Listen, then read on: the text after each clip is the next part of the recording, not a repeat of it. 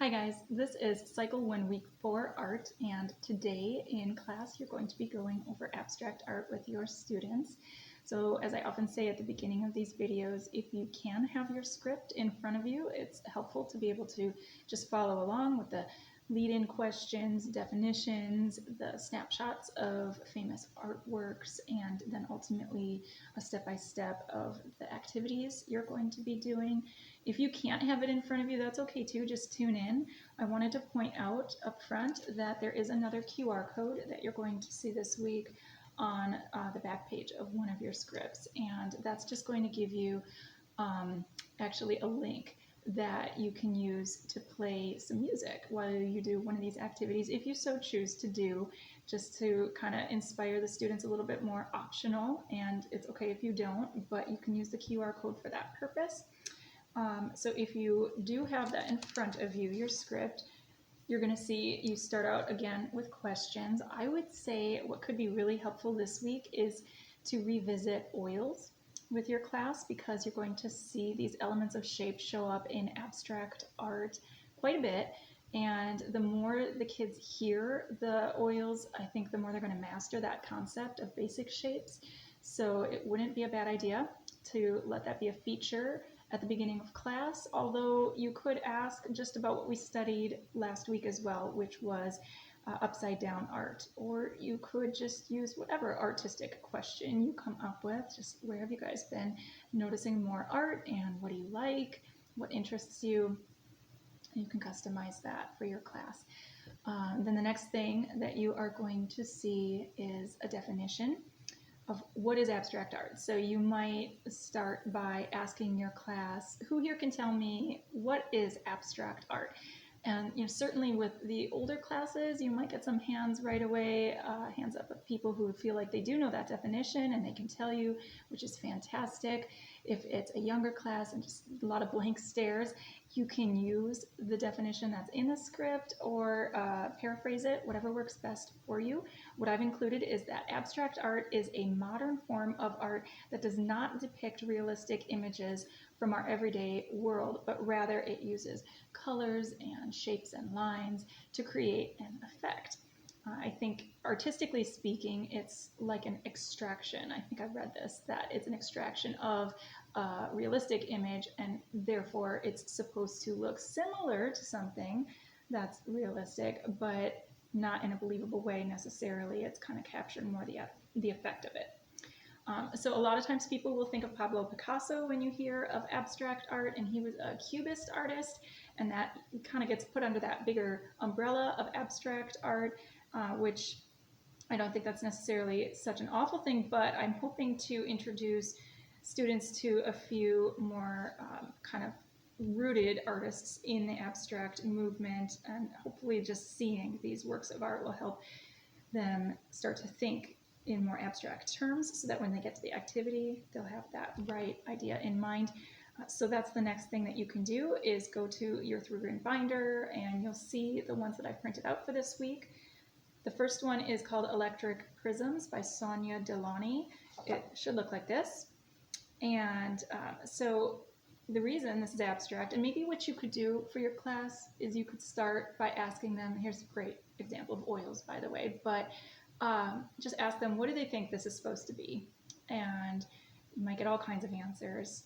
Obviously, we're seeing a lot of circles, concentric type artwork here, but I've included in your script that this is something that Sonia created when her and her husband challenged each other to capture sort of this essence of street lamps. And once you know that, I think you can use your imagination a little bit better to imagine like an orb, a light kind of orb effect happening here. She used all these different colors to convey what she saw when she was thinking of these street lamps. And you could ask your kids, did that help to know the background? Do you see what Sonia Delani was trying to help us see, or do you see something entirely different?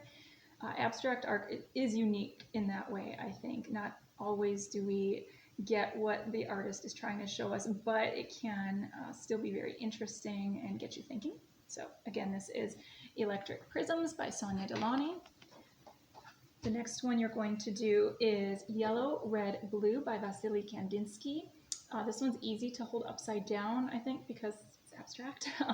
But if you look at it, it should go, the colors should go in order: yellow, red, blue. So if you're holding it that way, then you've got it right side up. You can kind of see a little bit here too. Some people have pointed out it looks like a profile. You have like a nose, some nice angled lines from oils there, circles. This might be the eye, hair, perhaps. So we've got that, a profile. But then also some people have said this is like a lighthouse, maybe with a beam of light coming out. When I was showing this to my kiddos, my son said this reminded him of a violin over here, like maybe an upside down one. So see what your students say. You don't have to tell them what these things are, like point it out for them. See if maybe they can find some of it on their own. It is believed that Kandinsky had a rare neurological condition called synesthesia, where when he would hear music, he would actually see colors. And understandably, that influenced the artwork that he created. And so that's where you're going to see the QR code show up, is when we do our first activity today. You can be playing music and see if that inspires the kids to think in terms of certain colors, and let that just impact their ultimate creation. So I had chosen Rhapsody in Blue for that by George Gershwin. Use it if you want, but don't feel like you have to. So again, Yellow, Red, Blue by Vasily Kandinsky. And then our third abstract artist today is going to be Paul Klee, and this is called Senecio, which translates to like senile man, I believe. This is wonderful abstract art because I think we really can tell this is a face, right? But it doesn't look realistic. And so again, let your kids kind of point out what makes this not realistic, but can you tell what it is? Obviously we have some eyes up here, but look at how Klee used just different shapes to create this expression. What do you could ask your kids, what do you think this person is feeling? And help them point out the features that are shown in here. I included in your script that Klee was influenced by some African cultures, which is how he chose the colors that he used. And colors really help establish a mood for a painting too. These are warmer colors, so just like, how does it make you feel? Again, with all of these paintings, you really don't have to go super deep into them. You don't have to take up a bunch of classroom time if you don't want. I just included these things in case you think it'd be interesting for them, or if it's interesting for you. But this is the third painting, Senecio by Paul Klee. If you're older students, if they can even define senile, that might be interesting. And then if you don't see this in your 3-ring binder yet, it will be in there by the time you get to week 4. But this is another Paul Klee painting called Cat and Bird. And again, great abstract because we can see what Klee wanted us to see, I believe, which is a cat and a bird, but it's not a realistic cat and bird.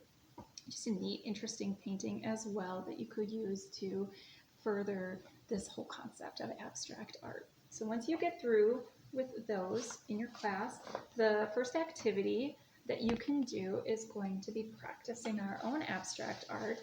You will find in your Ziploc bag that you have some thicker cardstock type paper for each student, and then you'll have a bag full of just cardboard pieces. Some have sort of jagged edges that they can use to create a different effect, but make sure that every student at least has one of those, and they might use more than one.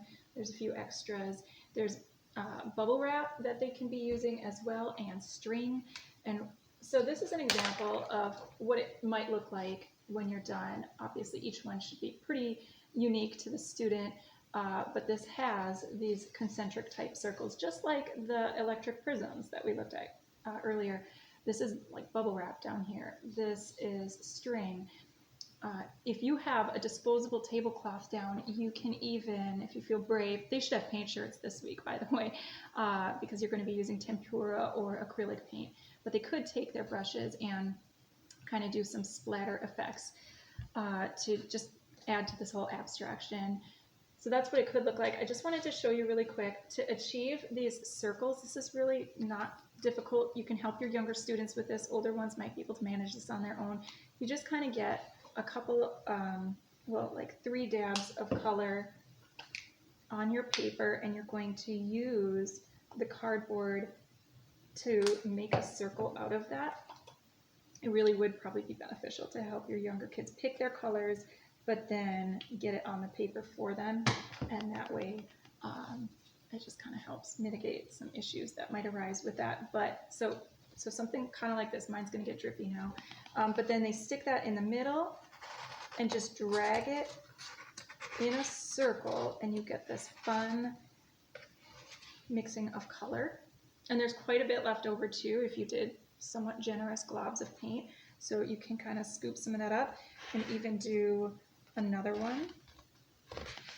So that's one way that you can start, but you know, let them have access to the bubble wrap and the string and all of that stuff. So that's the first activity, and you'll see the materials list on your script. Paper plates might be good to have on hand for putting paint onto if they want to add other things. Again, you can use the QR code if you want to add music to this activity.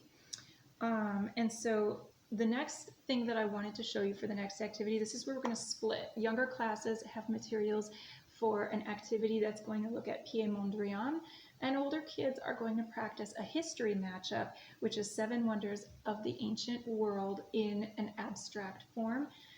So first I'm going to do the younger class. What you are going to find in your Ziploc bags is like this little Piet Mondrian starter kit. This is also in there. Oh gee, I should have looked this up in advance. This is composition number 2. And I wanted to make sure that I was holding it up the right way. I have to wonder, it might be this actually, but I'll double check on that for you guys. Anyways, you can show them this. This is Piet Mondrian, who was also an abstract artist. He had this very geometric thing that he'd do with primary colors, red, yellow, blue, with bold black lines for contrast. And you're going to have, again, some kind of thicker cardstock paper for your students. Each one is going to get one of these, which is just construction paper in red, yellow, blue.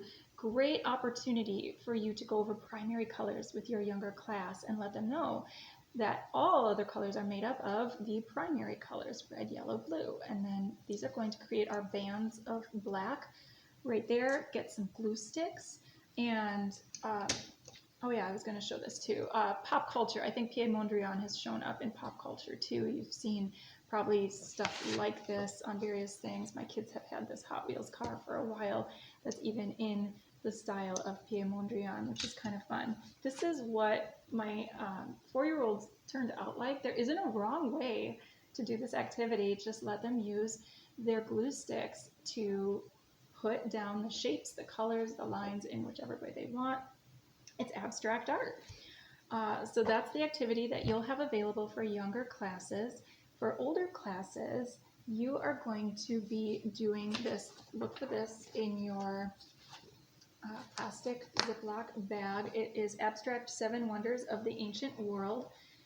And this is an example of one of them. So the kids should already be getting exposed to that song, and they can draw on that knowledge. You will see that there is a printout that shows what these wonders are to just further inspire them to pick. So they get to select which wonder they want to do an abstract artwork of. There's going to be a half sheet of watercolor.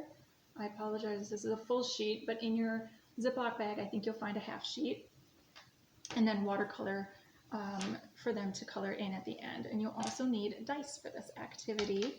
So once they've selected which of the 7 wonders they want to do, the next thing is going to be using this sheet, which will explain what to do every time they roll the dice. And so the first time they roll it, I got a 3, so I would be doing continuous overlapping lines to start forming the shape of whichever of the 7 wonders I chose. So again, here's a great example. This is supposed to be Colossus of Rhodes, and it looks like this person has the overlapping geometric shapes, which would be number 2. But they have to do it in that design. So if they got a 3, continuous overlapping lines, down here you see continuous overlapping angled lines. It's really going to stretch their creativity, but hopefully that's a good thing for getting more familiar with abstract art. Then after they've drawn the whole outline of which thing they've chosen to draw, you're going to roll the dice again, or they roll their own dice. And this time I got a 4, and that would determine which light color you're going to use to start coloring in sections. So mine would be light green. You can help explain too with your students, you can achieve a lighter watercolor just by diluting it a little bit more. You don't have to use as concentrated pigmented of the watercolor when you pick it up with your brush. So add a little more water to it and you're going to dilute it, getting a lighter shade. And then they'll roll again, and that's going to determine their mid-tone color, which is going to be, you know, certainly more pigmented than their lighter color. I got a 3, so that would be orange and yellow. And then they roll one more time. I got a 3 again. So then that would be black for my dark color. But just let them get creative with how they want to do that. My daughter chose this Artemis, I believe. So she did this on watercolor paper, and based on her rules, this is what we got. And so you can just kind of keep that fun and encourage your kids to not feel like it has to turn out perfect. It's really just to exercise their creativity and figure out how they can make their own abstract art. It has a nice history tie-in, so hopefully that will work out just fine for them. If you're missing anything from your plastic bags, please do reach out to me so that I can get that to you as soon as possible. But otherwise, I hope you guys have fun creating art this week. Thanks.